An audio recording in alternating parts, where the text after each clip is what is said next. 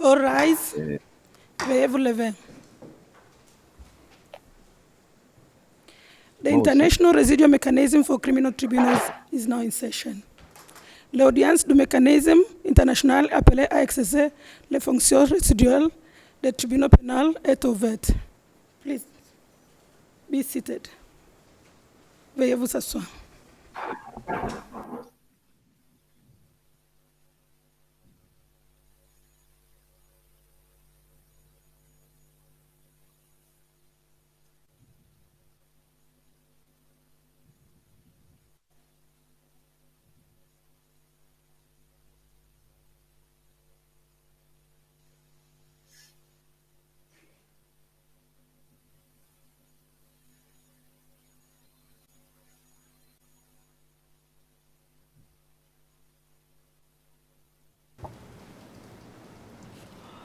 Good morning. Bonjour à tous. Monsieur Dugreffe, veuillez annoncer l'affaire inscrite au rôle. Oui, Monsieur le Président, bonjour. Affaire MICT H-18. Le procureur contre Marie-Rose Fatouma, Dick Prudence Mognecholi et Augustin Garabatouaré. 29 juin 2022. Merci. Monsieur le Président, avant de passer à la composition des parties, je constate que certains membres du bureau du procureur, M. Augustin Garabatouaré lui-même et son conseil, suivent l'audience par vidéoconférence.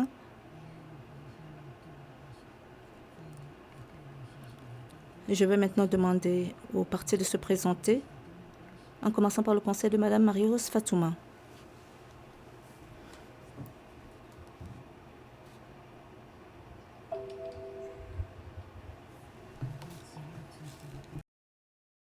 Merci, Monsieur le Président.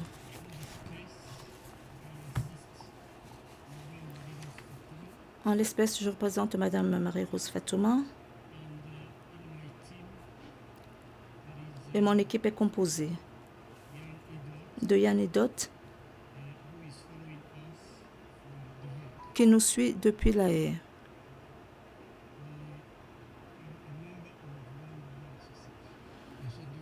Je suis un membre du barreau du Rwanda. Est-ce que vous pouvez nous donner votre nom, s'il vous plaît? Je suis maître Gatera Gatabana. Merci. Je suis au barreau du Rwanda. Merci. Madame Fatouma, est-ce que vous pouvez suivre les débats dans une langue que vous comprenez?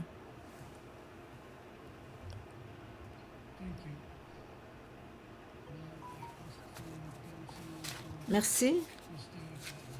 Je demanderai au conseil de M. Dick Prudence Mognecholi de prendre la parole. Bonjour. Dick Mognecholi est ici en personne.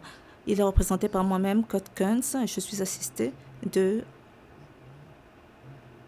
Dragan, Philippe Larochelle, un membre du barreau du Québec, et Dragan Ivetik, à La Haye, le cas dans la galerie du public. Merci. Monsieur Mognecholi, pouvez-vous suivre la procédure dans une langue que vous comprenez? Oui. Merci. Conseil de M. Garabatouaré. Vous avez la parole. Je suis Sam Blom-Cooper, Monsieur le Président. Je fais partie du barreau d'Angleterre et du Pays de Galles. Je suis les débats par vidéoconférence ce matin depuis Londres. Monsieur Garabatouaré lui-même suit par vidéoconférence depuis le Sénégal. Je suis assisté par un conseil du barreau d'Angleterre et du Pays de Galles, James Jackson, qui comparait également par vidéoconférence depuis l'arrêt, Madame Chiara Roy également. Merci, Monsieur Garabatouaré. Pouvez-vous suivre la procédure dans une langue que vous comprenez? Oui, j'arrive à suivre, Monsieur le Président, en français.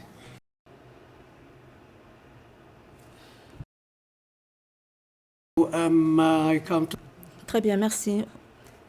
J'en viens au bureau du procureur. Bonjour, Monsieur le Président. Depuis la Haye, je suis Barbara Gaël, chargée du dossier Janet Stoud.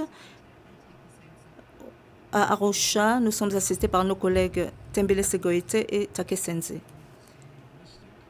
Merci. Nous en avons terminé avec la comparaison des parties.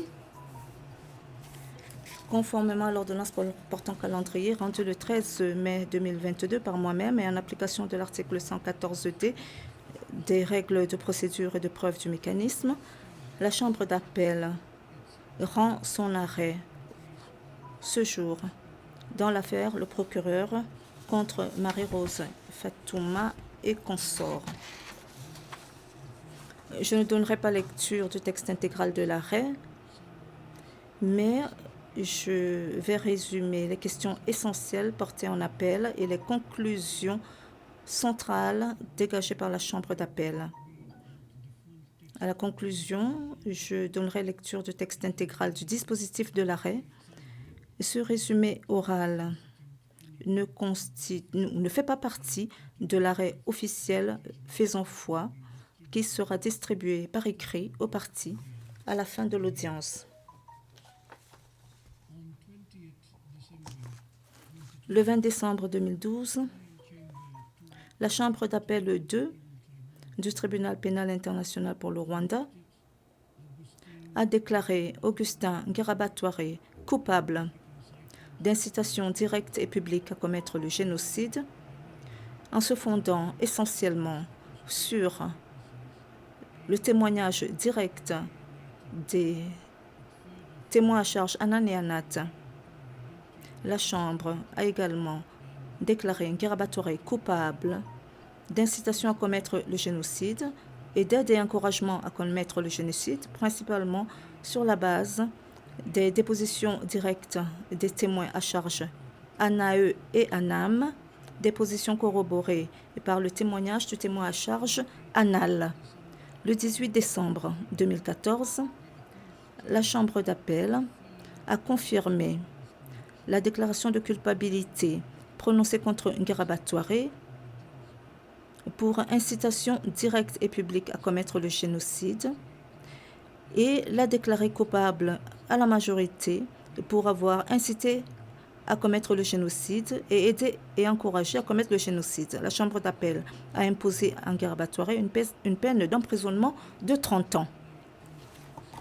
Le 8 juillet 2016, Ngirabatware a déposé une requête devant la Chambre d'appel sollicitant la révision des déclarations de culpabilité prononcées contre lui au motif que, suite au prononcé de l'arrêt, les témoins Anan, Anat, Anae et Anam étaient revenus sur les dépositions qu'ils avaient faites au procès. Le 27 septembre 2019, la Chambre d'appel a rendu un arrêt de révision dans lequel elle a conclu que Ngirabatware n'avait pas établi que les témoins s'étant rétractés étaient véritablement revenus sur leur témoignage fait au procès. En conséquence, l'arrêt a été confirmé à tous égards. Pendant que la procédure en révision de Ngirabatware suivait son cours, Maximilien Turinabo, Anselme Nzabonimpa, Jean de Dieu Ndagijimana, Marie-Rose Fatouma et Dick Prudence Mouniéchouli ont été accusés d'outrage et ou d'incitation à commettre un outrage sur la base des allégations de pression exercée entre autres sur les témoins s'étant rétractés et ou le témoin Anal ou allégation de violation ou pour violation d'ordonnance judiciaire. Peu après la conclusion de la procédure en révision, un acte d'accusation a été confirmé contre M. Ngirabatware dans lequel il était accusé d'outrage et d'incitation à commettre un outrage sur la base d'allégations de pression exercée entre autres sur les témoins s'étant rétractés et sur le témoin Anal et d'une exécution d'ordonnance judiciaire. La procédure contre Ntourinabo s'est éteinte le 19 avril 2021 suite à son décès. Le 25 juin 2021, le juge unique a déclaré Nzabonimpa, Ndagichimana et Fatouma coupables d'outrage pour entrave au cours de la justice et les a acquittés de l'infraction d'incitation à commettre un outrage. Le juge unique les a condamnés chacun à une peine équivalente au temps passé en détention. Le juge unique a acquitté Mounichouli du crime d'outrage et lui a adressé un avertissement. Le juge unique a déclaré Nkerabatware coupable d'outrage pour entrave au cours de la justice et pour inexécution d'ordonnance judiciaire et l'a acquitté d'incitation à commettre un outrage. Le juge unique a condamné Nkerabatware à une peine de 2 ans d'emprisonnement, peine qui sera confondue avec celle de 30 ans qu'il est actuellement en train de purger. Fatouma a interjeté un appel dans lequel elle conteste la déclaration de culpabilité et la peine prononcée contre elle. Elle demande à la chambre d'appel d'annuler sa déclaration de culpabilité et sa peine, ou à titre subsidiaire, au cas où sa déclaration de culpabilité serait maintenue, que la chambre lui impose une peine d'emprisonnement beaucoup moins lourde ou une amende qu'elle estime avoir été payée en vertu du temps qu'elle a déjà passé en détention. Le procureur a déposé un recours en appel dans lequel il conteste l'acquittement de Mounichouli et la peine imposée à Nkerabatware. Le procureur demande que la chambre d'appel déclare Mounichouli coupable d'outrage et lui impose une peine en conséquence. S'agissant de Nkerabatware, le procureur demande que la chambre d'appel ordonne qu'il serve sa peine de 2 ans d'emprisonnement pour outrage de manière consécutive à celle de 30 ans qu'il est déjà en train de purger. Le 4 février 2022, la chambre d'appel a conclu que les informations dont elle était saisie lui permettaient de prendre une décision éclairée en appel et que, en prenant en compte tous les intérêts en jeu, il n'y avait pas lieu de tenir une audience. Je passe à présent au recours de Marie-Rose Fatouma. Le juge unique a déclaré Fatouma coupable en application de l'article 1.4a du statut et l'article 90A alinéa 4 du règlement pour avoir entravé le cours de la justice en poussant des parents du témoin anal bar TNN 6, si après désigné le témoin anal, à la persuader et à lui offrir une incitation financière pour qu'elle revienne sur la déposition qu'elle avait faite lors du procès Nkerabatware devant le TPIR. Deuxièmement,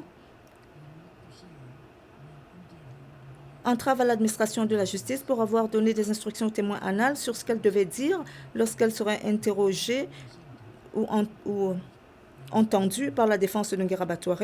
Et 3, en offrant au témoin anal une incitation financière en échange de sa coopération et de sa rétractation.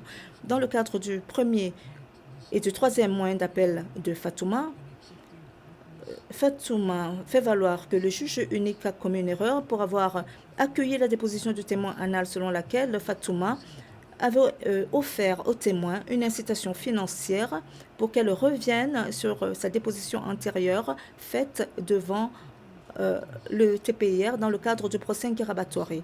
Fatouma conteste entre autres le fait que le juge unique s'est fondé sur une déclaration faite à l'époque des faits au service d'appui et de protection des témoins du mécanisme en 2016. La Chambre d'appel conclut que le juge unique a eu tort de conclure que cette déclaration corroborait la déposition ultérieure faite par le témoin, étant donné que les déclarations antérieures cohérentes ne pouvaient être utilisées pour renforcer la crédibilité d'un témoin, et sauf pour réfuter une accusation de fabrication récente de témoignages. Cependant, la Chambre conclut, au regard des autres éléments de preuve invoqués par le juge unique comme venant corroborer le témoignage de Anal, que cette erreur n'invalide pas la conclusion dégagée par le juge unique selon laquelle Fatouma avait offert au témoin une incitation financière en échange de sa rétractation. Par conséquent, la Chambre d'appel rejette le premier et le troisième moyen d'appel de Fatouma.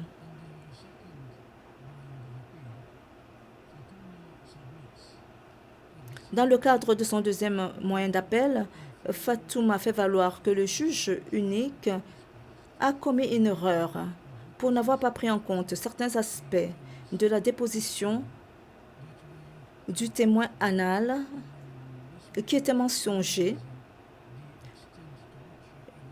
minimisant ainsi la mesure dans laquelle sa déposition aurait dû être appréciée avec toute la circonspection voulue. Pour ces motifs, les motifs invoqués dans l'arrêt, la Chambre d'appel estime que Fatouma n'a pas démontré que le juge unique a commis une quelconque erreur à cet égard et rejette le deuxième moyen d'appel de Fatouma. Dans le cadre de son quatrième moyen d'appel, Fatouma affirme que le juge unique a eu tort de conclure qu'elle avait envoyé des parents du témoin Anal pour convaincre le témoin de revenir sur sa déposition faite lors du procès Guirabatoire devant le TPIR. Comme cela est exposé en détail dans l'arrêt, la Chambre d'appel déclare que le juge unique a commis une erreur en concluant que Fatouma avait encouragé M et F à s'entretenir avec le témoin Anal aux fins ou pour amener celle-ci à se rétracter. Cependant, la Chambre d'appel ne trouve aucune erreur dans l'appréciation faite par le juge unique du témoignage selon lequel Fatouma avait poussé la sœur cadette du témoin Anal à persuader le témoin de changer sa déposition antérieure. De même, Fatouma n'a pas démontré que le juge unique avait commis une erreur en concluant que lors d'une réunion tenue à l'église Stella Maris, Fatouma avait fourni au témoin une liste de questions qui lui seraient posées par la défense d'un Guirabatoire, avait donné des instructions au témoin sur ce qu'elle devait dire et avait offert au témoin une incitation financière en échange de sa coopération et de la rétractation de son témoignage antérieur. La Chambre d'appel estime par conséquent que l'erreur du juge unique pour avoir conclu que Fatouma avait encouragé M et F à s'entretenir avec le témoin Anal ne remet pas en cause la conclusion que Fatouma avait entravé le cours de la justice. La Chambre d'appel, par conséquent, rejette le quatrième moyen d'appel invoqué par Fatouma. Pour les motifs exposés dans l'arrêt, la Chambre d'appel rejette le cinquième moyen d'appel de Fatouma, dans lequel elle affirme que le juge unique a commis une erreur pour n'avoir pas motivé le rejet de sa ligne de défense en l'espèce. La Chambre d'appel rejette également le sixième moyen d'appel de Fatouma car elle n'a pas démontré que le juge unique avait commis une erreur en n'examinant pas ces dernières conclusions écrites dans une langue qu'il comprend. Dans le cadre des 7e et 8e moyens d'appel, Fatouma fait valoir que, en lui imposant une peine équivalente au temps passé en détention, le juge unique a imposé une peine manifestement excessive. La Chambre d'appel rappelle qu'en application de l'article 22.1 du statut et de l'article 90G du règlement, les peines qui pourraient être imposées à une personne reconnue coupable d'outrage sont une peine d'emprisonnement ne dépassant pas 7 ans et ou une amende n'excédant pas 50 000 euros. Considérant que la peine équivalente au temps passé en détention ne figure pas parmi les peines consignées dans le statut et le règlement et qui pourraient être imposées à une personne reconnue coupable d'outrage, la Chambre d'appel conclut qu'en condamnant Fatouma à une peine équivalente au temps passé en détention, le juge unique n'a pas imposé une peine acceptable. Par conséquent, la Chambre d'appel d'office écarte la peine équivalent au temps passé en détention imposé par le juge unique et écarte les 7e et 8e moyens d'appel de Fatouma comme étant sans objet. Je passe à présent au recours formulé par le procureur. Au titre du chef 3 de l'acte d'accusation de Zabonipa et consorts, le procureur a allégué que le 15 juillet 2017, Mouni Chouli a révélé à Maxulien Tourinabo les identités des témoins s'étant rétractés en violation, en connaissance de cause, des mesures de protection ordonnées dans l'affaire Ngirabatouare. Dans le jugement de première instance, le juge unique a noté, a relevé qu'un Tourinabo était une personne ressource de la défense lors du procès de Ngirabatouare devant le TPIR et lors de la procédure en révision et que les identités des témoins s'étant rétractées avaient déjà été révélées en Tourinabo par Zabonimpa. À cet égard, le juge unique a conclu que 1. Et je cite, « L'on ne peut pas raisonnablement dire que Mouni Chouli a révélé une quelconque information identifiant les témoins en Tourinabo, information qui serait nouvelle ou secrète, et que ce faisant, et que divulguant ces informations ou fournissant ces informations dans une conversation privée, Mouni Chouli aurait rendu cette information publique. » Le juge unique a conclu en outre que même si la conversation de Mouni Chouli avec Tourinabo pourrait être interprétée comme étant une communication non autorisée d'informations confidentielles, il n'est pas établi au-delà de tout doute raisonnable que Mouni Chouli avait été animé de la main requise pour violation de l'article 90A2 du règlement.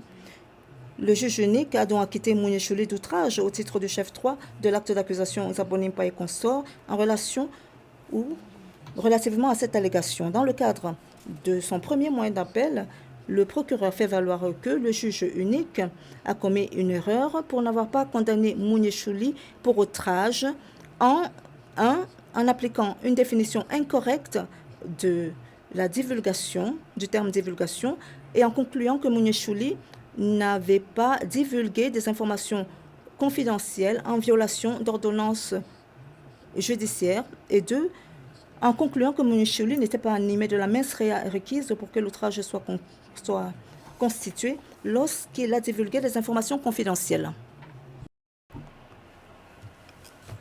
La Chambre d'appel observe que, d'après la jurisprudence, il n'est nullement exigé qu'une divulgation non autorisée d'informations protégées soit faite en public ou accessible à l'opinion publique pour qu'il soit constaté une entrave à cours de la justice selon l'article 90A2 du règlement. En outre, le règlement et la jurisprudence ne soutiennent pas la proposition selon laquelle la divulgation d'informations protégées constitue pas une communication dans les circonstances où le récipiendaire est déjà en possession d'une telle information. La Chambre d'appel considère que l'appel pour outrage de Jovic et celui de Nshoga soutiennent le principe que la divulgation, que ce soit dans le domaine public ou privé, d'informations protégées peut constituer une divulgation non autorisée, indépendamment du fait que le récipiendaire d'une telle information soit déjà consciente ou que cette information soit faite à une personne antérieurement. Par conséquent, la Chambre estime que le juge unique a commis une erreur de droit en considérant que Mouchedi n'a pas divulgué d'informations protégées en violation des mesures pertinentes relatives aux mesures de protection. La Chambre d'appel note que les mesures de protection pertinentes interdisent la divulgation d'informations identifiant des témoins qui sont rétractés directement ou indirectement à toute personne ou à toute entité en dehors des équipes de la défense ou du bureau du procureur et ne prévoit pas de conditions qui permettraient la communication, la divulgation de telles informations au-delà de ces conditions, y compris sur la base d'une divulgation antérieure. Ayant examiné la preuve relativement à la conversation qui a eu lieu entre Mouniechedi et Tourinabo le 15 juillet 2010, la Chambre d'appel admet que le juge unique, que dans la conclusion du juge unique, il ne fait aucun doute que Mouniechedi a mentionné les noms des témoins qui se sont rétractés à Tourinabo. La Chambre d'appel observe en outre que bien que Tourinabo soit une personne ressource pour l'équipe de la défense pendant le procès en première instance de Nguera Batoiré et a révisé la procédure, Mouniechedi a confirmé dans son témoignage que Tourinabo ne faisait pas partie officiellement de l'équipe de la défense dans la procédure de révision. La Chambre d'appel, par conséquent, est convaincue au-delà de tout raisonnable qu'en mentionnant les noms des témoins qui sont rétractés à Tourinabo, qui n'étaient pas membres de l'équipe de la défense, Mouniechedi a divulgué l'information protégée en violation des mesures de protection relatives la décision relative aux mesures de protection. La Chambre d'appel estime en outre que le juge unique a commis une erreur en concluant que Mouniechedi n'a pas le mens rea requis pour outrage à cet égard. La Chambre d'appel, par conséquent, fait droit au premier moyen d'appel de procureur et conclut que Mouniechedi est coupable d'outrage conformément à l'article 1.4 du statut et 90A2 du règlement en communiquant les identités des témoins qui sont rétractés en violation flagrante d'une ordonnance de la Cour. S'agissant du chef d'accusation 3 de l'acte d'accusation Zambonian et consort, Mouniechedi est également accusé d'outrage pour avoir eu des contacts interdits avec les témoins sont recantés en violation flagrante d'une ordonnance de la Cour. Le juge unique a estimé que, par le biais de cette conversation avec Tourinabo le 15 juillet 2017, Mouniechedi a initié un contact indirect avec des témoins protégés, ce qui constitue une violation de la décision relative aux mesures de protection pertinentes. Néanmoins, le juge unique a acquitté Mouniechedi au titre du chef 3 de Nzabomana et consorts en violation pour contact en relation avec l'allégation et bien au contraire lui a décerné un avertissement pour qu'il observe scrupuleusement à l'avenir les mesures de protection. Au titre de second moyen d'appel, le procureur soutient que le juge unique a commis une erreur faute d'avoir déclaré Mouniechedi coupable d'outrage pour avoir eu des contacts indirects interdits avec les témoins protégés. Tel qu'expliqué dans l'arrêt, le chambre d'appel considère que l'interprétation textuelle ou contextuelle du règlement soutient le principe qu'une fois qu'un chef d'accusation est prouvé, est établi au-delà de tout de raisonnable, une conclusion de culpabilité doit suivre. Considérant que la règle s'applique mutandis dans la procédure au terme de l'article 90 du règlement, ce principe s'applique de la même manière aux procédures d'outrage. En outre, une chambre de première instance est tenue de déclarer coupable, de prononcer la culpabilité pour les crimes distincts qui ont été prouvés en vue de refléter pleinement la criminalité des personnes déclarées coupables. Pour ces motifs élaborés dans l'arrêt, la Chambre d'appel estime que le juge unique a commis une erreur en concluant à la violation prouvée de Mouchedi des mesures de protection pertinentes et qui ne devaient pas résulter à une responsabilité pénale et par conséquent n'a pas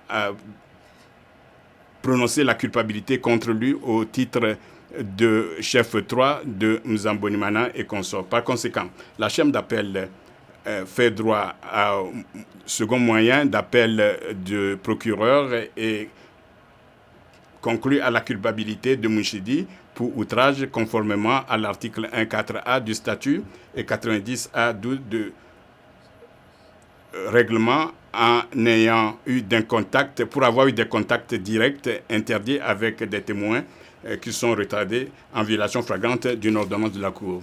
Au titre du troisième moyen d'appel, le procureur soutient que le juge unique a commis une erreur en droit en ordonnant que la peine de 2 ans pour outrage d'un guet-appareil soit purgée concurremment avec la peine de 30 ans qu'il est en train de servir déjà.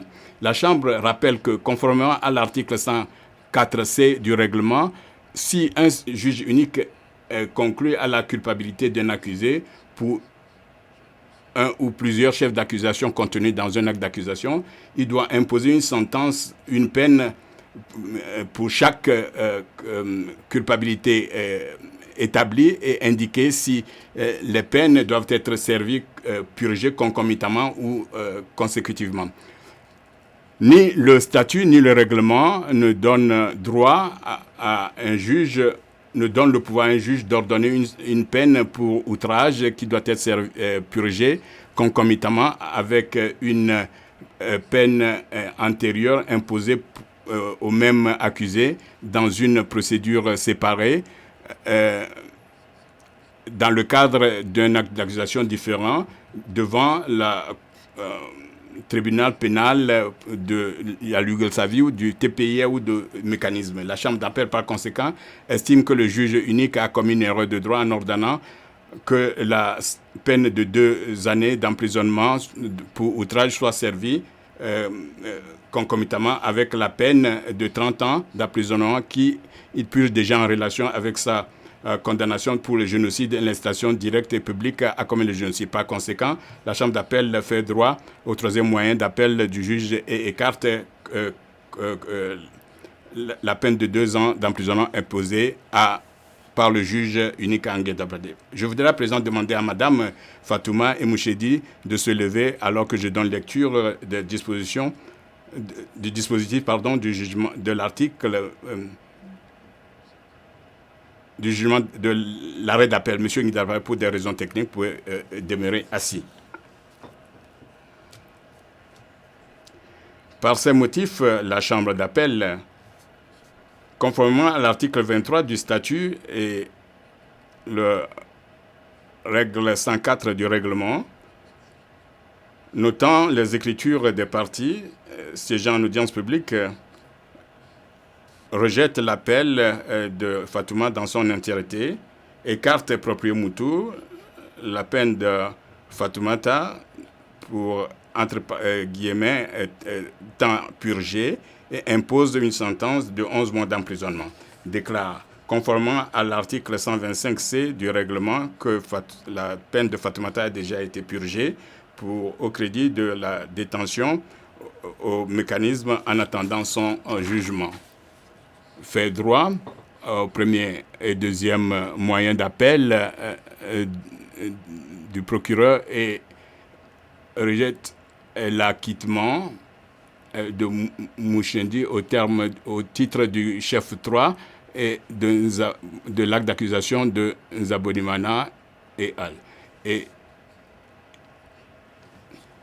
juge coupable, conformément à l'article 1.4.2 du statut et l'article 90A2 et 3 du règlement, et prononce une condamnation au titre de chef 3 de Nzambonimana, de l'acte d'accusation de Nzambonimana et al. Pour outrage, pour avoir consciemment et délibérément entravé le cours de la justice. Impose à Mouchendi une peine de 5 mois d'emprisonnement.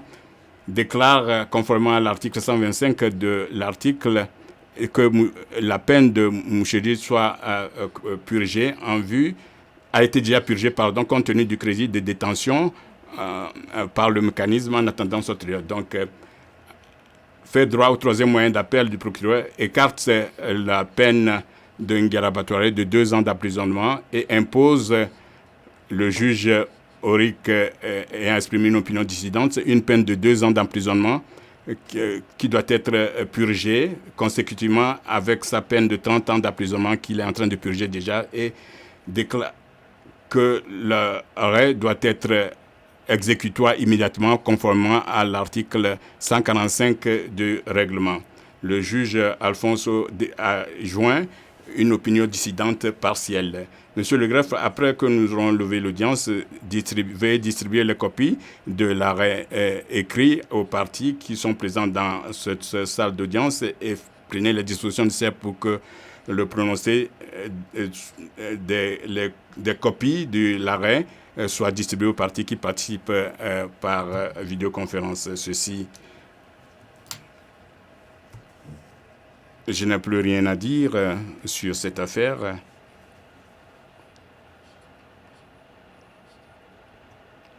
À moins que quelqu'un ait une déclaration personnelle à faire avant de vous quitter.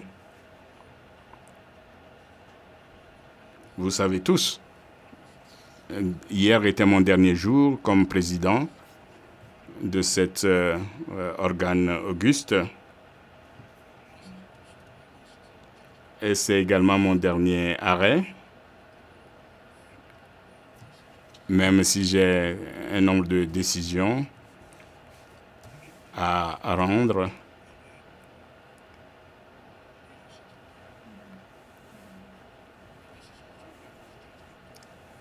C'est mon dernier arrêt, même si j'ai des décisions que je dois rendre entre aujourd'hui et demain et qui n'ont rien à voir avec l'affaire qui nous concerne. C'est un moment très difficile pour moi. Certainement pas une qui soit enviable, mais je ne voudrais pas laisser passer cette occasion sans dire quelques mots. D'abord, un grand merci à vous tous ici présents aujourd'hui et tous ceux qui participent par vidéoconférence à cette audience, ainsi que toute autre personne qui a participé à cette affaire par le passé et qui participe encore ici ou de loin. Je vous remercie tous pour votre contribution précieuse, ce qui nous a permis de mener à bien cette affaire avec une allure exceptionnelle.